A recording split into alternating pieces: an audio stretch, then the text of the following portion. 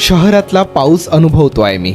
शहरात पाऊस आला की लोक सेल्फी काढतात, चाय पकोड्याची प्लॅनिंग करतात, रेनकोट घालून रस्त्यावरती निघतात आणि म्हणतात की वाव काय रोमॅन्टिक वातावरण बनलंयत ना. पण मात्र गावात असं नसतं.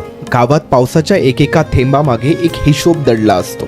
एक थेंब कमी पडला तर पीक कोमेजतं आणि एक थेंब जास्त पडला की आयुष्य उद्ध्वस्त होतं.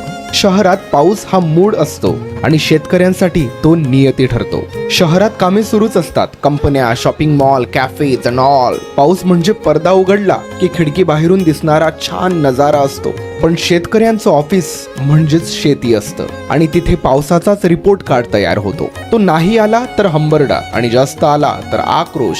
हा पाऊस सगळ्यांवरती बरसतो, परंतु कुणासाठी पडतो आणि कुणासाठी कोसळतो हे भान मात्र सर्वांच्या अंतर्मनाला लागायला हवं.